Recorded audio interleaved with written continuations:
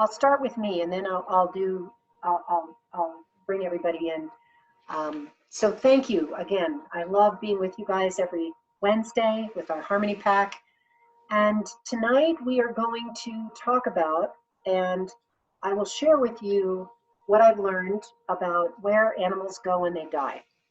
Because there are so many questions, of course, that guardians and all of us have about where do animals go when they die, because religions, of course, have weighed in on that subject, and there are very differing opinions about animals and the afterlife.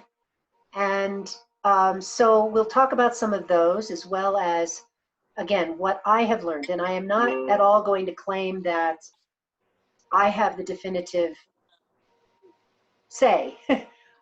This is based on what I've heard from animals over all these years, 29 years of working with animals in spirit. Maybe I didn't, yeah, I did. I worked with animals in spirit in the very beginning. And we all, with our Harmony Pack, we've talked a lot about the reincarnation process, because so many of you have experienced that, which, is a wonderful, exciting part of my job, my work that I just love, is that whole process. But what happens when they leave their bodies? Where do they go, and what is that like? And so we'll talk about that. So basically, what they told me from the start was that when they leave their bodies, and again, I'm talking about dogs, cats, and horses. If we're talking about wild ones, I haven't actually asked them if it's the same or a different version of this, but we'll focus primarily on our beloveds that spend a lot of time with us, or lifetimes, as we know, with us. And what they've shared with me, number one, is that most of our companion animals know where they're going. They're not afraid to die, because there's a continuity.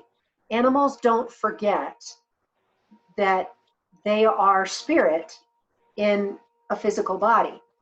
They remember that they have passed out of that body many times, passed out of many bodies time and time again, only to return into new bodies. And this is something that they have almost to a one. I did once upon a time talk to a dog who didn't know where she was going, who only saw darkness.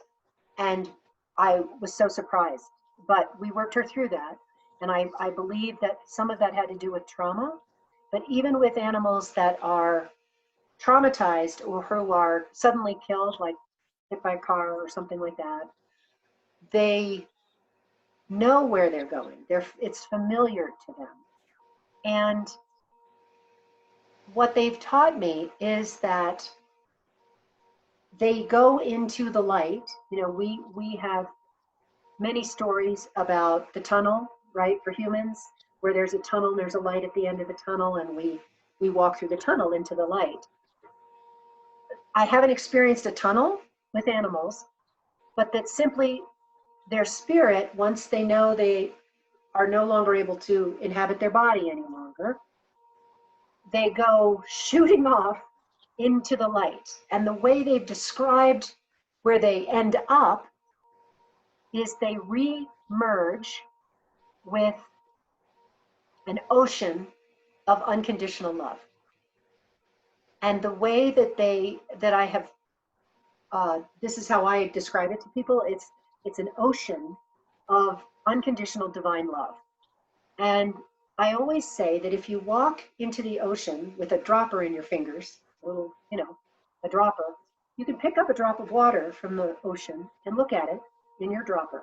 And that's like the individual soul or spirit of your animal, the animal. And you can see that there's still an individual being, but as soon as you release that back into the ocean, it merges again. So they still have an individual consciousness.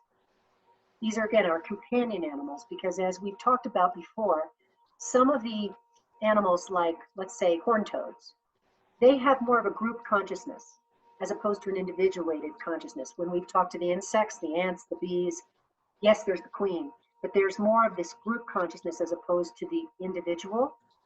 But our companion animals are individuated.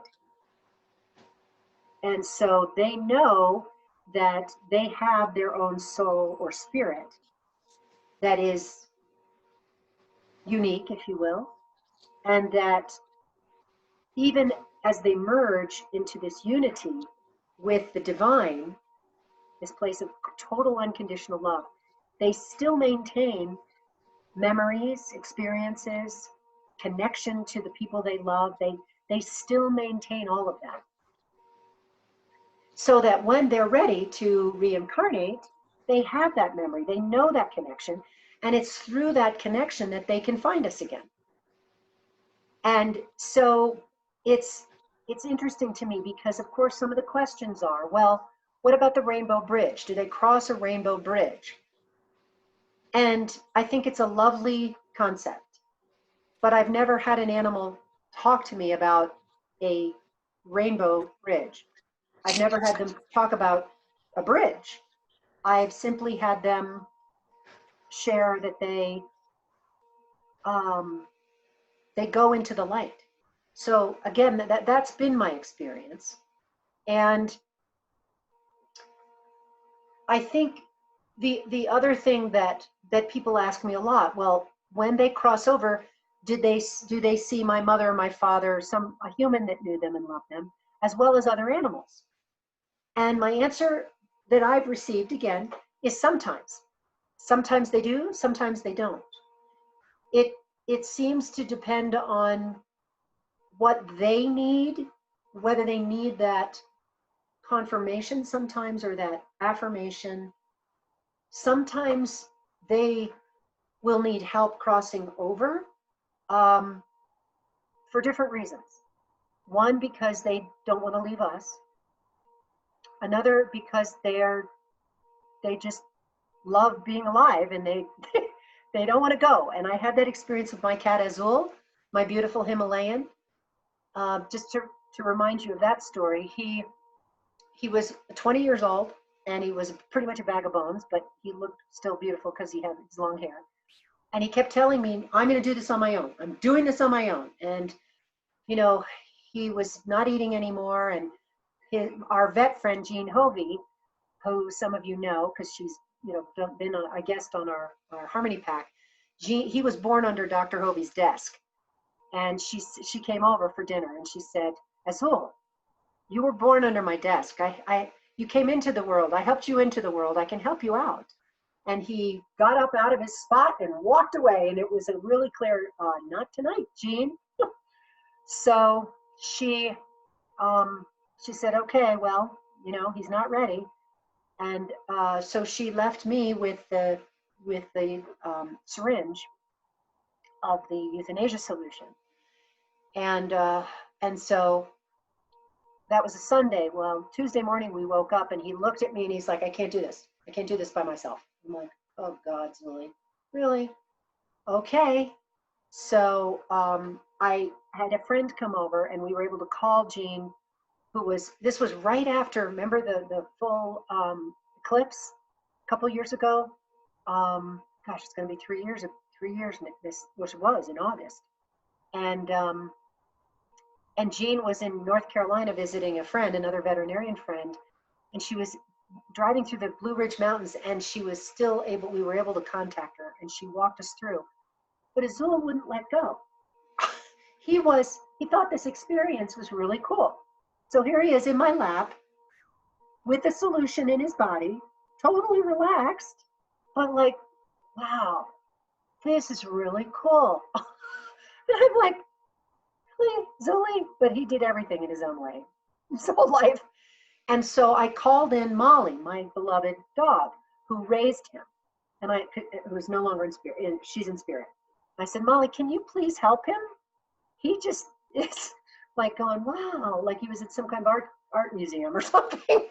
And I said, can you help him? So there she was doing the play bow and going, come on, Zully, come on. And he's like, wow, this is so cool. And I just all I could do was surrender and hold him and say, okay, buddy, whatever you need to do. And then finally, she just waited for him on the other side. And finally, he was like, okay. And off they went with his beautiful plume of a tail and her beautiful plume of a tail.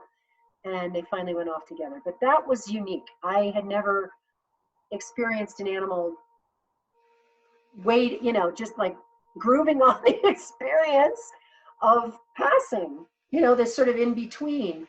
But he was seeing just dimensions. It wasn't like he was seeing objects. It was like this experience of light and color and dimensional shifting.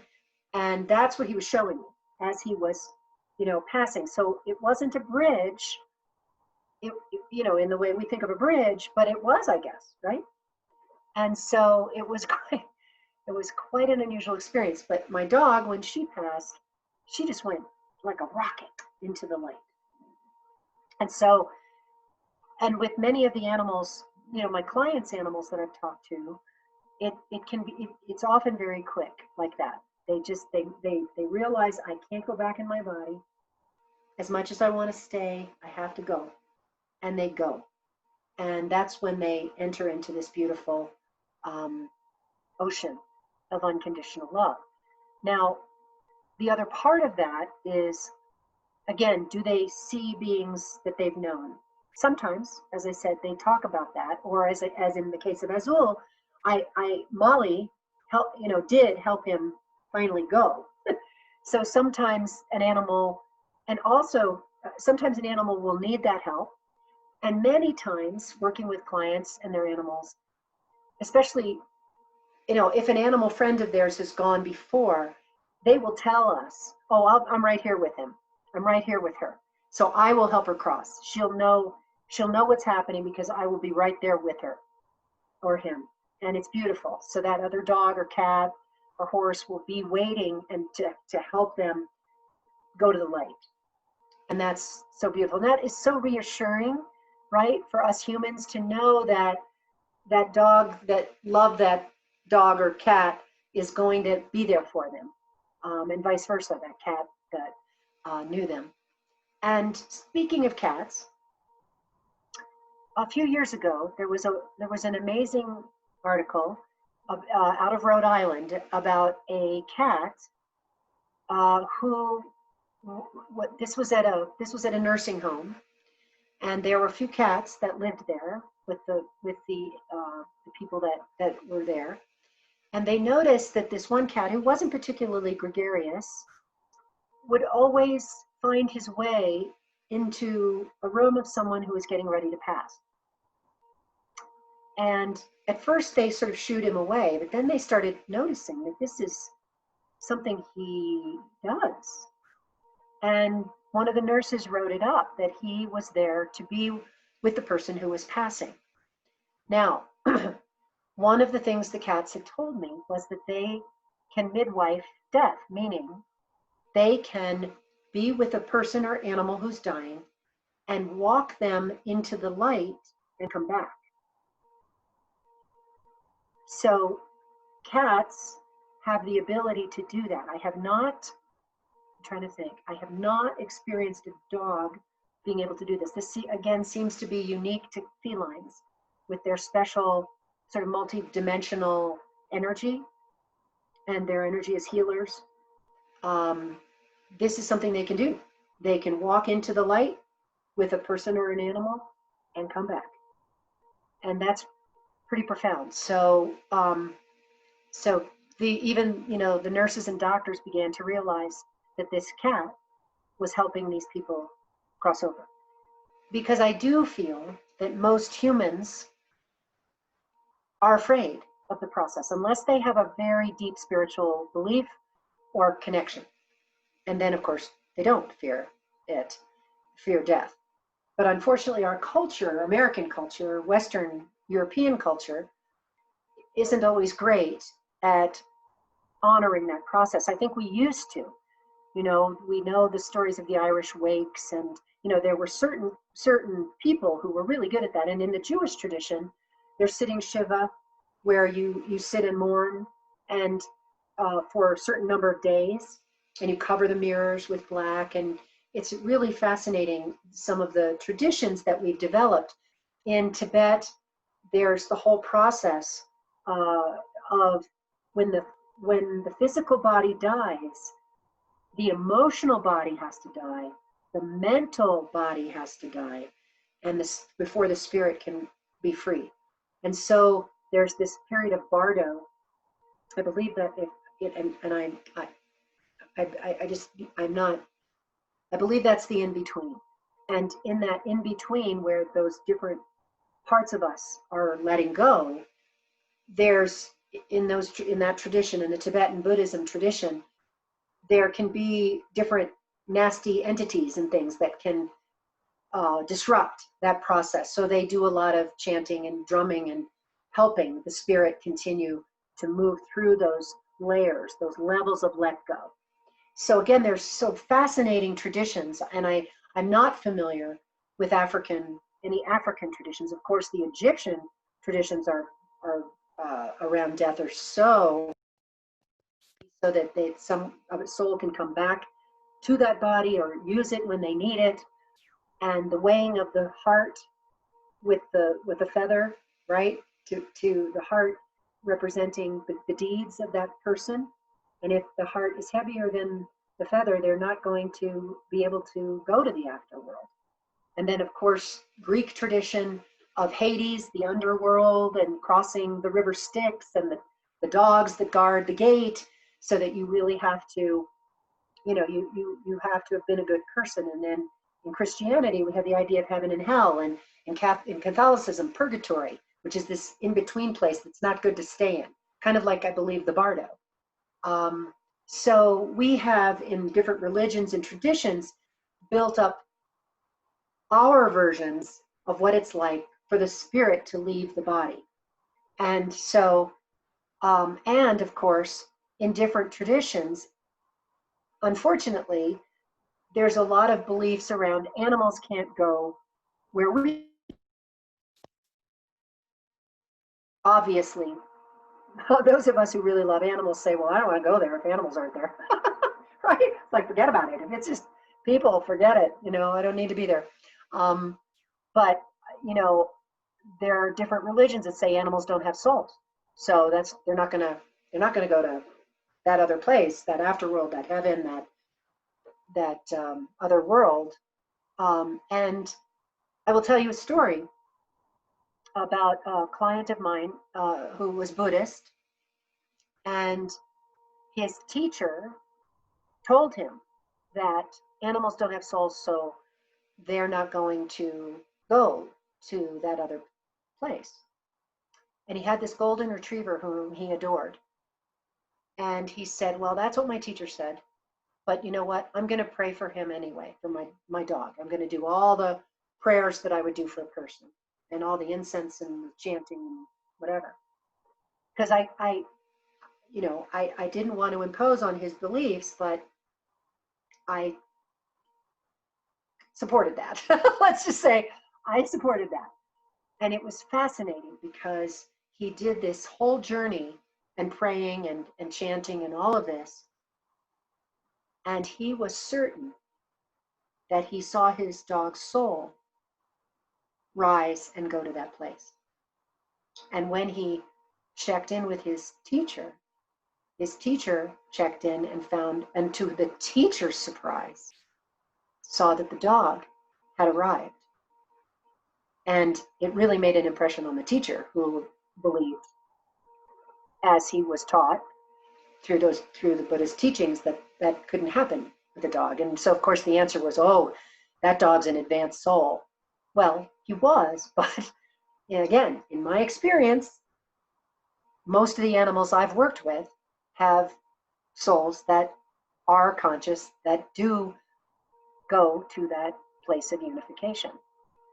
So, so the Rainbow Bridge, again, it's a beautiful concept, and if it supports people and helps them with the passing of their animal, I think that's beautiful.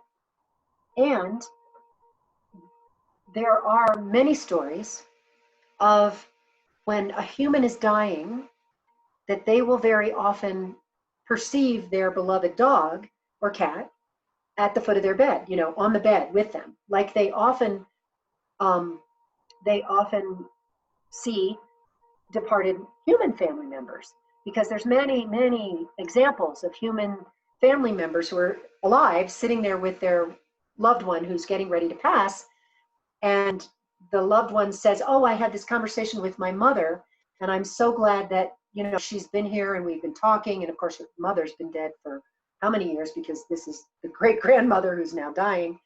And then she'll say, oh yes, and Lassie's been here with me too. So there's many stories of people who are getting ready to pass, who are supported and surrounded by loving humans who've passed, as well as animals who've passed. So I do believe, and have had the animals confirm, that of course that they can be there to help their human crossover as well.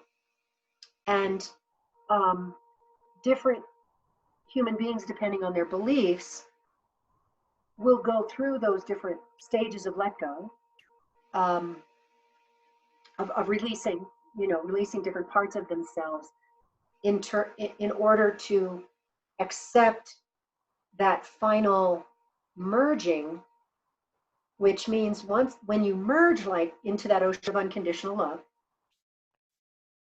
your body's, you know, the body's irrelevant completely. And I think humans have a way harder time of letting go than most animals do. That's been my experience. So with that information, I would love to open it up to you guys. I did mute you because I didn't want ambient noise. So I'm going to on gallery, and I'm going to maybe we'll unmute one at a time so it doesn't get too noisy. But please ask questions. And Misai, I wanted to acknowledge, one of the things that made me think about discussing this tonight was I read an old email of yours that I'd saved, and you had talked about a book that I think your Mr. K published, or your dad, you know, that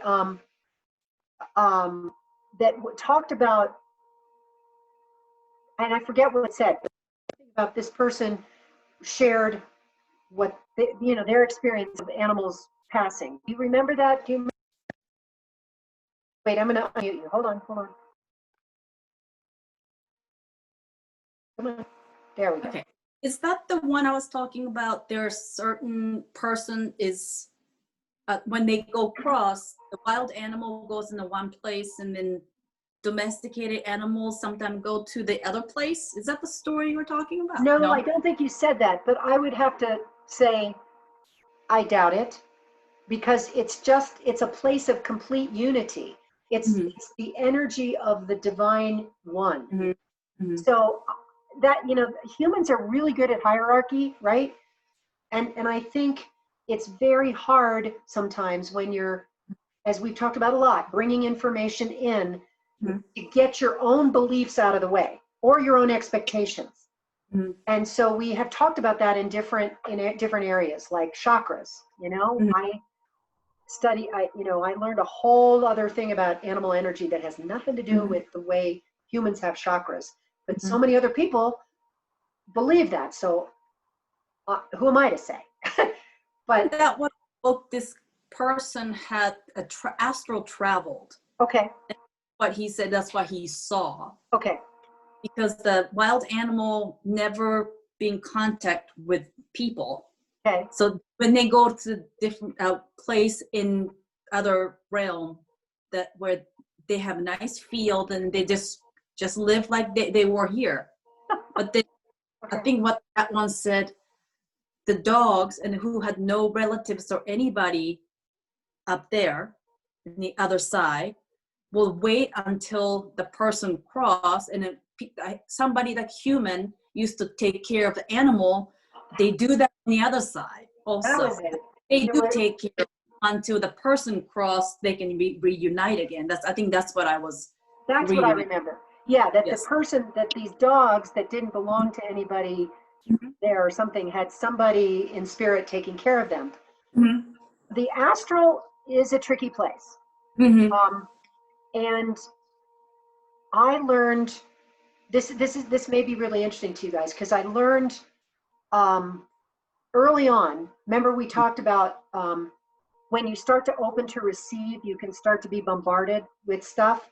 And I told you that story about when I was first opening, I would go to a lecture or movie and I would feel really nauseous and I didn't know why until the lecture began or the movie began, and then it would just go away. And I said to a friend of mine who'd done a lot of channeling, I said, what is going on here? She said, well, what's happening is you're sitting there and you're absorbing everybody's day and energy, whatever they're feeling, and you're just a sponge.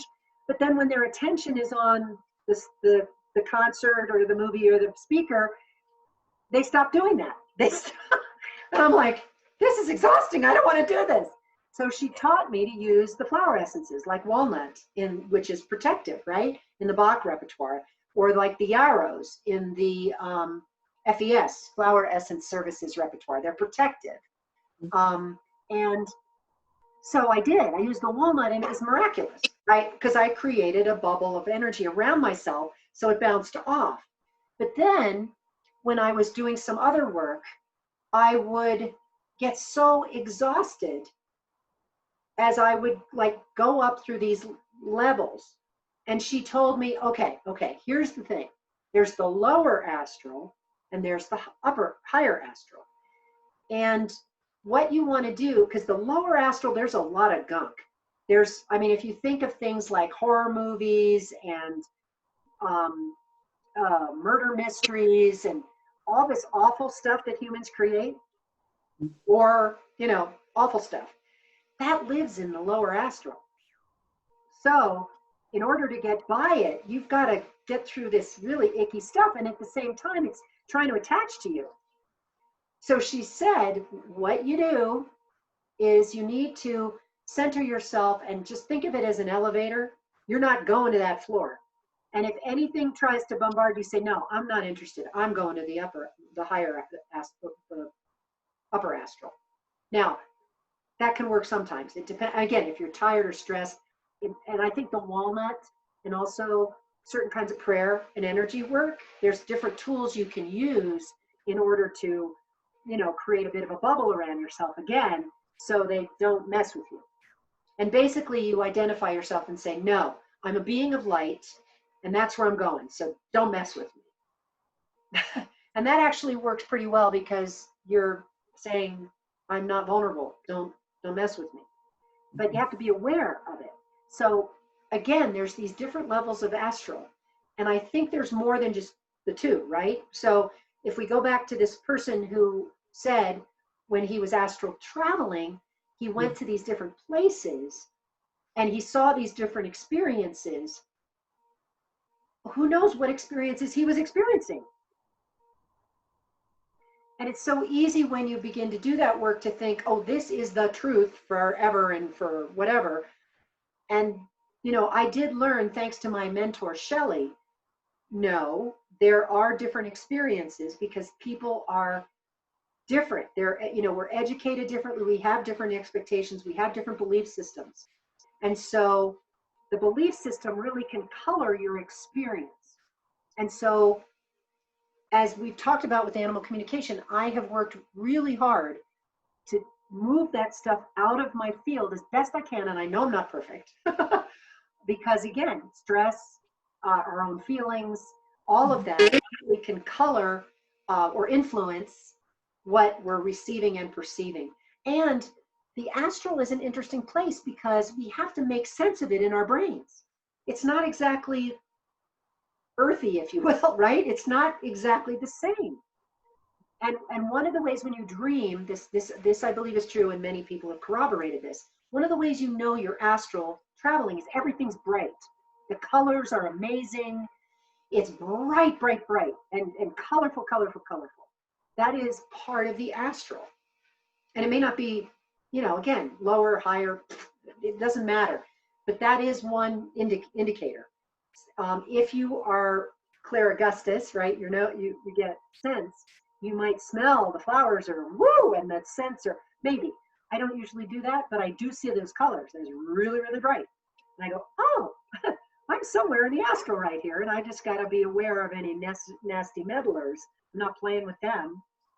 So, but again, your brain still has to try to make sense of it based on your earthly experience. So, for example, I see those bright colors, and part of me goes to like an Indian market where there's all the spices and the colors of the saris and the, you know, the beautiful tents. And, you know, so that's how I sort of make sense of it. Oh, I'm in India, or I'm in Guatemala, someplace where I think there are these incredible colors because I've seen pictures of it. So it may not be that at all, but my brain has to find a reference. So my point is that this person may not, you know, and I'm not ever saying they're wrong and I'm right, but I think that's what our brains do. They have to make a reference to something in order to make sense of it. And so when Azul was doing that traveling, you know, still not leaving his body, so he was in this weird, you know, it's not weird. He was in this in between place. I saw these colors. They weren't bright. They were misty and, you know, ethereal, and he was just grooving on the experience. I'm like, okay, I'm grooving on this too. This is pretty. It seemed like he was tripping. You know? Yeah, it kind of was. It was, and Molly's like, okay, all right, come on, get on with it. She was so patient. I'm gonna see if I can show you Molly. Hold on, you guys. I'm gonna see if this will work. Behind me, nope, I'm going the wrong way. No, no. Yeah, shoot, it's on the other side of it. Was she in your book? Yes, In, yes. Hold on. I got the book right here. Thank you, because showing you the picture is too hard. I have a beautiful pastel of my two dogs, William and Molly, and my daughter when she was 6 months old. So, Molly. Yeah. Isn't this her? Thank you. Yes, that's what I was looking for. That's my Molly.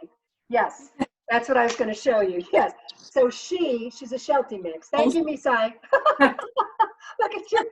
Yes. So yeah, that was from Conversations with Dogs. Yeah. Thank you for remembering. Yes. My Molly was a Sheltie mix.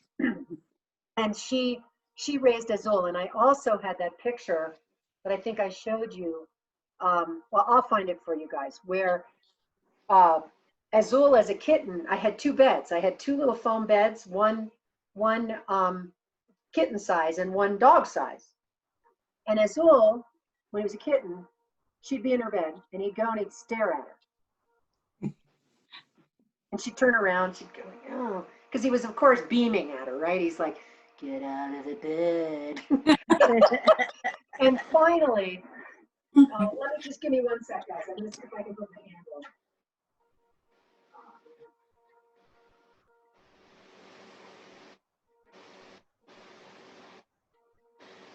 Darn it, I'm gonna have to find it. But finally, she got out of her dog bed and she curled up in the tiny little foam bed, and then he got in and luxuriated in her bed. It's hilarious. I'll have to find that picture for you guys because it's so funny. She's just like, okay, I give up. But they were definitely partners in crime and so adorable. So yeah, so that's why I invited her, please come help him cross.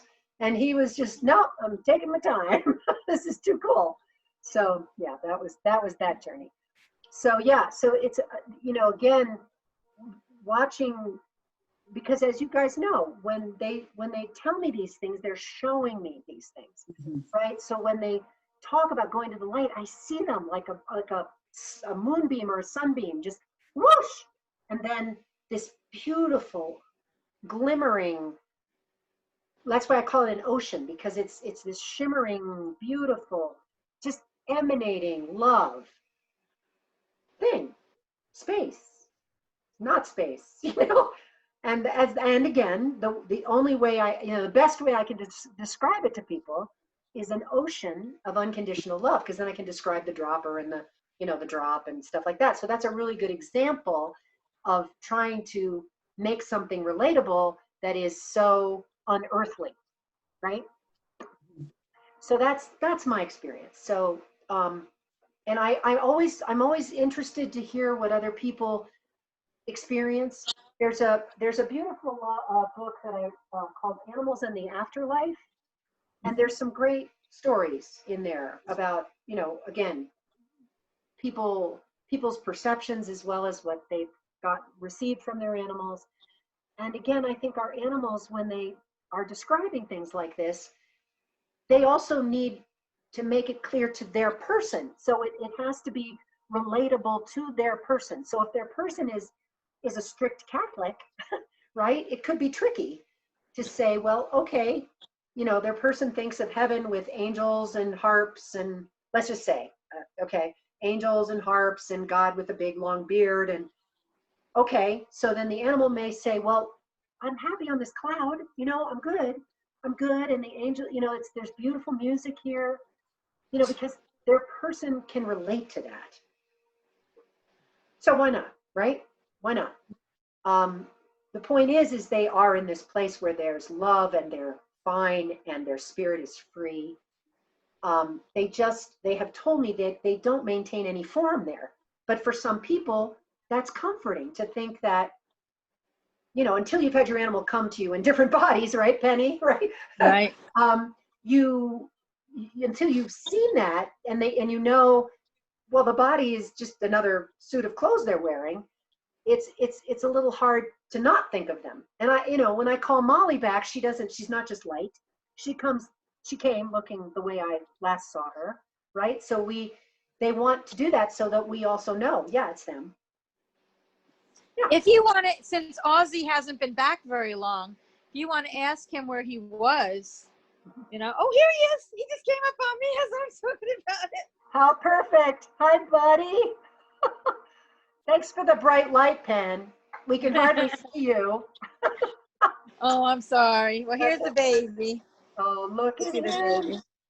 Okay. So, Aussie buddy, you're right on cue there. Do you want to share anything, or are you going to get busy? I'm right here. Yeah, we see you. Because he says, yeah, it's this place of light, and there is color.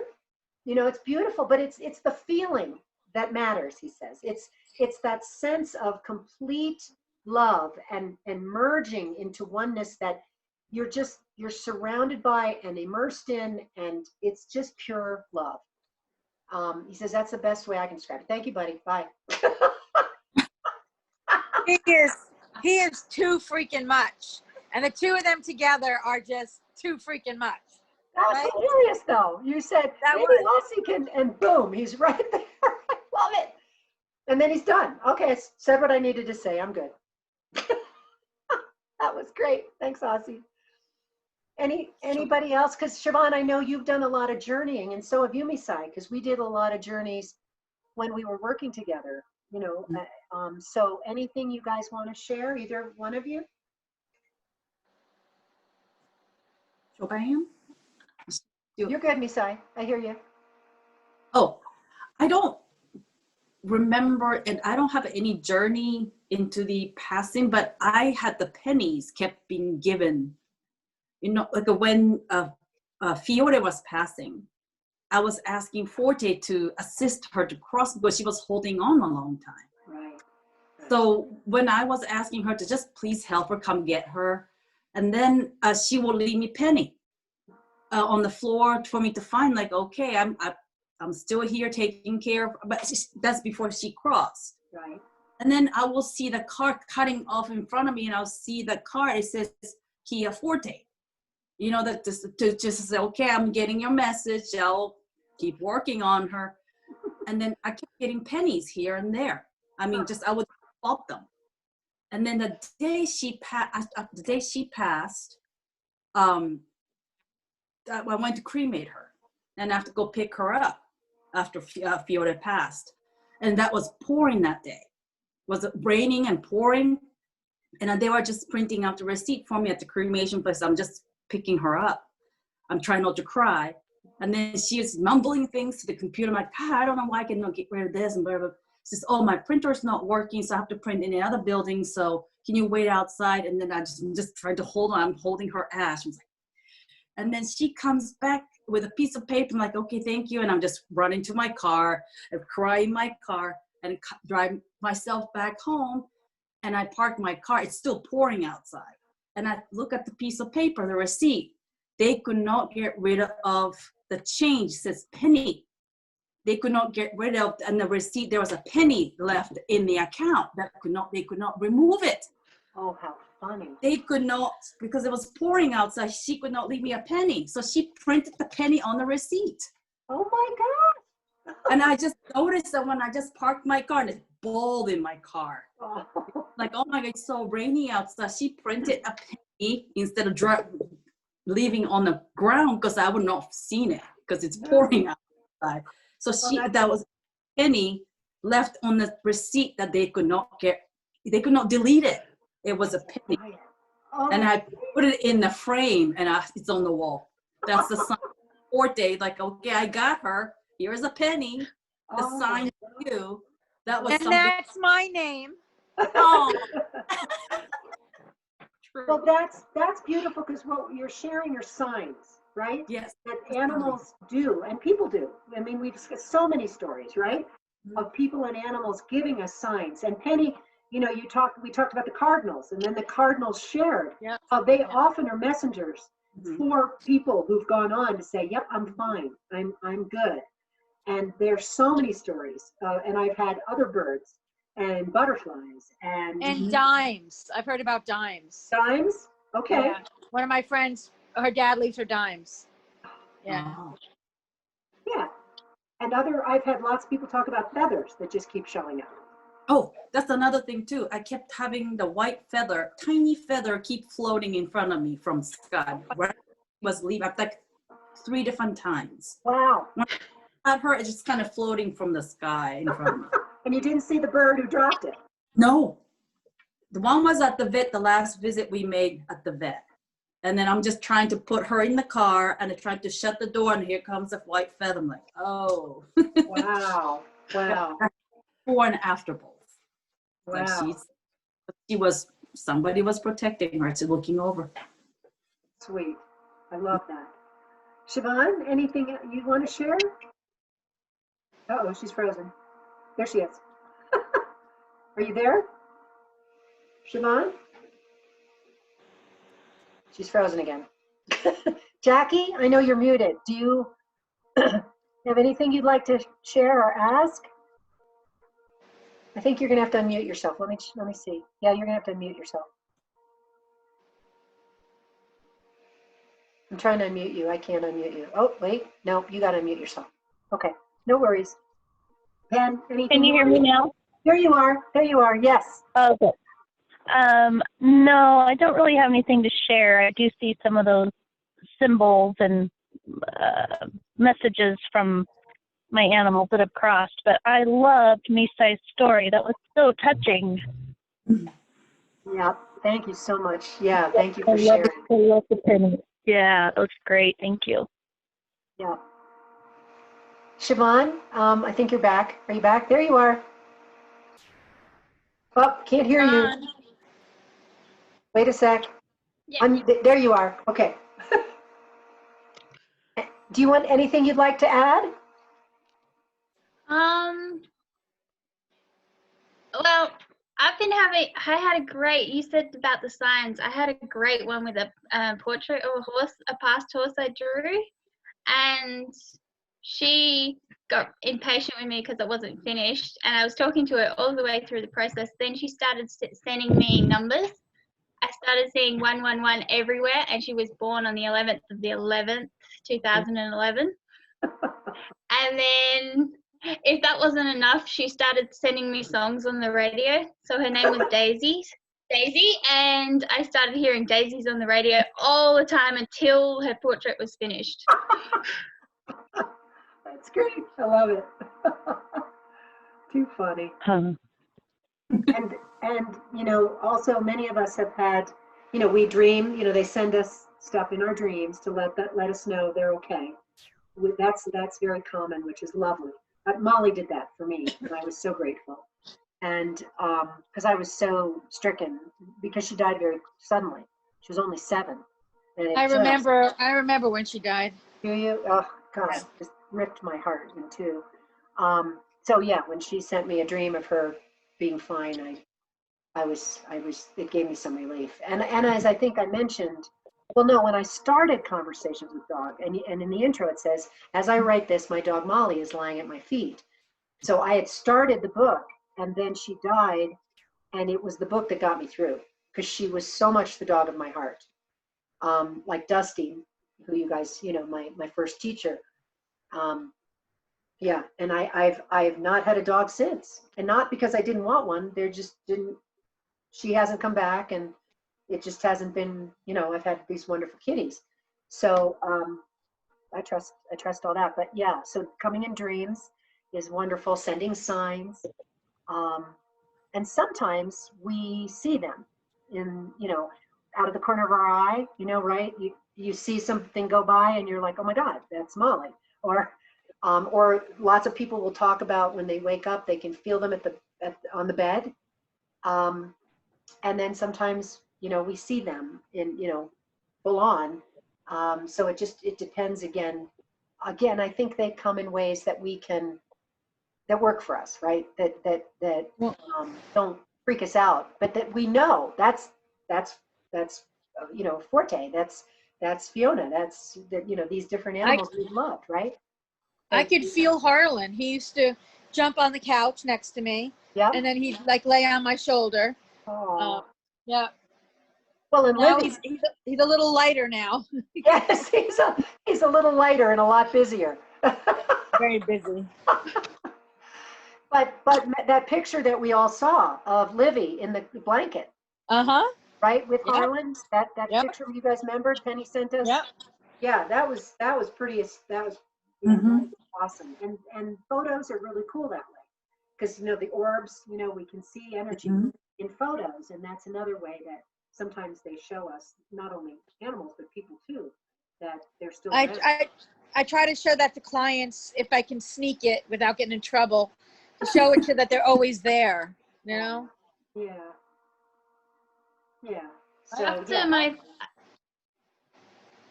go ahead. After my gelding Ali died, he came to me in a dream and told me I had to learn to communicate, and he guided me to your book. Aw. Thank you, Allie. Oh, I've forgotten that. That's so sweet. Yeah, books are a really powerful way that often beings on the other side, whether they're our guides or our animals or people that we've loved, will also help send us messages. That definitely happened to me on my journey, as books used to fall off shelves at me in bookstores. Oh, okay. I guess I'm supposed to read that.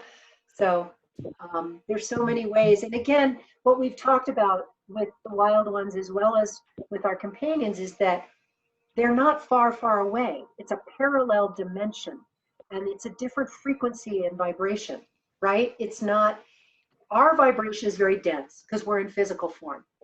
The spirit is at a very high frequency, a very, very high vibration. And so that's why it's difficult to see them. And that's why it's easier for them to send us signs than it is for them to get dense enough for us to see them. But when we're more clairvoyant, or we're not in deep grief, because remember, I've talked to so many of you about when we're in deep grief, and this is a beautiful way this animal described it to me. It's like you're lying face down in the basement of a 3-story house, and the spirit of the animal is sitting on the roof. But as you move through the process of grief, you pick yourself up off the floor, you walk up the stairs to the kitchen, then you move through another layer of grief, and then you move into, you go up the next floor to the bedrooms. Finally, you're in the attic. And you're more able to pick up their energy. But grief is a very heavy vibration. So it's hard because, of course, when we first lose them, we so want that confirmation. But if our vibration is so heavy, we can't get there. And that's, of course, where animal communicators come in handy, because we can say, yes, they're here. And they can speak through us and tell them and confirm and help them, help their people. because it's too hard. And they'll say to me all the time, well, how come I can't feel her? And I have to explain again, the difference in vibration is we're heavy to start with in this form, but then with grief, we're even heavier. So it's harder for them to get to communicate when there's such a difference in vibration and frequency. So, but it is a parallel place. It's not, I grew up with as an Episcopalian, so that was definitely heaven, earth, hell. Three very different places. And as I said, in different traditions, there's different levels. But those were what I grew up with. So that was far, far away above the clouds, right? So many people grew up with that sense of heaven or the afterlife being far away. And that's one of the things the animals taught me is no, it's just right here. It's just a different dimension of frequency, which is where, a lot of healing takes place, a lot of transformation takes place. And when you're clairvoyant, you can be in the other dimensions. We talk about this is the third dimension. There's the fourth, fifth, sixth, seventh, right? In esoteric teachings. So, this is all part of the process of learning and examining these other dimensions, these other planes. That's the other way to describe planes of existence, right? So there's so much we can learn and so much we can tune into, which expands what we can relate to, right? Because if we have no awareness of those other possibilities, no, we can't go there. They're happening all around us, but we can't see them or perceive them or even think about them because they are nowhere in our reality. And we're dealing with that with humans right now, whose realities are very narrow. And there's a spectrum of awareness and consciousness. We've talked, the wild ones have talked to us a lot about that, right? So this place of where do they go when they die is actually part of that whole discussion, because the wild animals never lose their connection. And our companion animals rarely do. If they've been so traumatized, it can happen. And occasionally, I think if a wild animal has been terribly traumatized by humans, they can get lost too. But I do feel that mostly when they pass, that was a temporary situation. But with our companion animals who've lived with us lifetime after lifetime after lifetime, they can sometimes get stuck in our stuff. And that's why it's lovely to be able to do an after-death clearing, which I learned how to do. And other healers do that. So I do check in sometimes with an animal who's been through a lot. Maybe they were in rescue, maybe they, lots of trauma, traumatic death, whatever. We'll check in and see, okay, do we need to clear something so they don't have to come back and do that again, right? And remember what Molly taught us when I was working at Linda Tellington Jones's class when she was in New Mexico. We were talking about feeling sad and angry when animals were being euthanized at shelters. You guys remember that? And Molly said to me, don't go into that space of anger and sadness, because that's the last energy that animal will leave on, and that's what they might be attracted to come back to. So surround them with love and send them with love and send them with light, because they'll go there more easily, and then they'll want to come back to that. So that was a powerful lesson that Molly taught me early in my career, really early.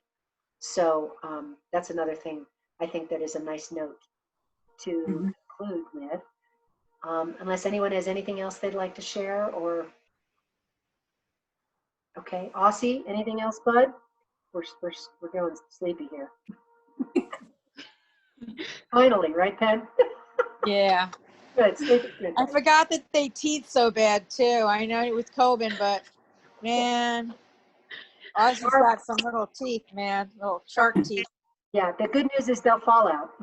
Yeah, I can't wait. Like puppy. I'm gonna knock them out. Yeah, like puppy teeth. But yeah, those are pretty. Yeah, but that's so dear. He's right there. He loves his mama. He loved being part of this conversation. Thank you, baby boy. Thank you, everyone. Thank you for being here and for listening to the recording, those of you who are doing so. And we will see you next week, and we'll see what the topic will be next week. But if anybody has any requests, suggestions, please let me know. So love to all of you. Have a wonderful week, and we'll see you next time. Love you guys. Take care. Thank you.